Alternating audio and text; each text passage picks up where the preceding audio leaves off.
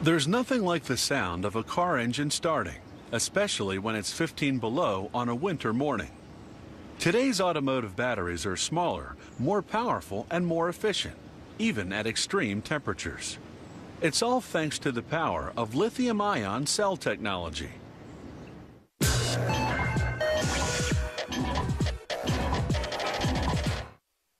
While dissecting a frog in 1786, the Italian researcher Galvani noted that when his scalpel touched a leg muscle, it contracted from an electric current produced. Later, Volta believed the current was produced by the metal instruments, the animal being only a conductor.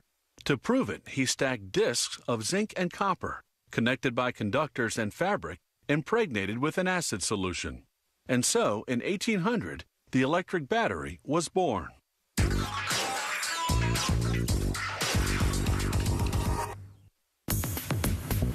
Batteries power all kinds of electric motors.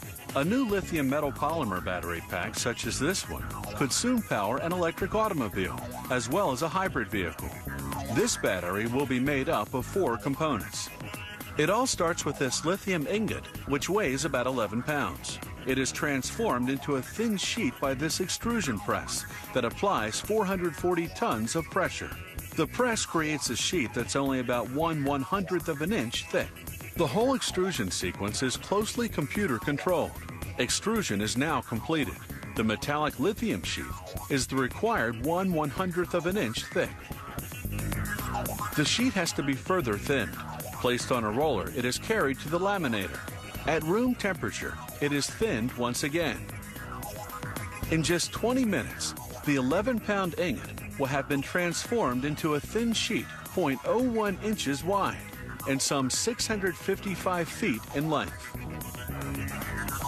This laminator completes the thinning of the sheet. The resulting 1¼ mile long sheet will allow for the fabrication of 210 battery units.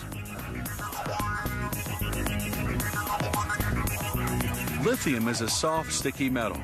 For this reason, a polypropylene film has to be fixed onto the lithium sheet. Without this protection, the sheet would adhere to itself and become unusable. The sheet will be used to make individual battery cells.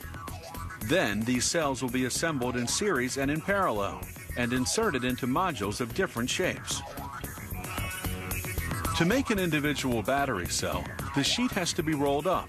This automated spooling machine winds up the lithium film in 26 revolutions. The wound-up sheet is put into a vacuum oven, where the various layers adhere firmly to one another. This step lasts for about 90 minutes at 176 degrees. Here, a test is made. Using a voltmeter, the battery is checked to see that it produces the required 3.56 volts. Any problem can be detected here and corrected. A final quality check is made with this caliper. It precisely measures the thickness of the battery cell. The battery cells are then stored. Metallic plates are placed between them for the entire storage period.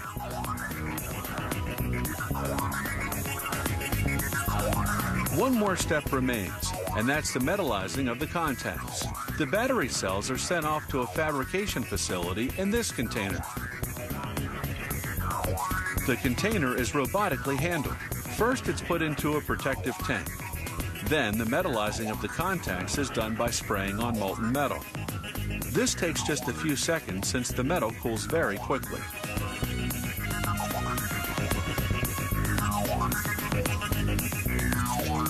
The battery is now finished. It is comprised of 4 elements: lithium, which acts as the anode, a metallic oxide cathode, a dry solid polymer electrolyte, and a metallic current collector. All that remains to be done is the assembling of the individual battery cells into a module. It begins with the placing of individual cells onto one another and isolating them with foam so that they do not touch each other. These red sheets are actually heating elements, since the lithium metal polymer cells function at temperatures of between 104 and 176 degrees.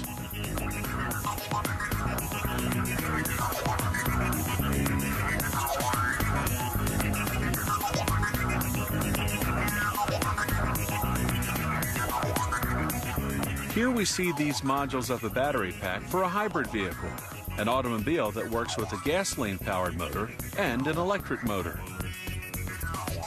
This prototype battery was created for a totally electric vehicle.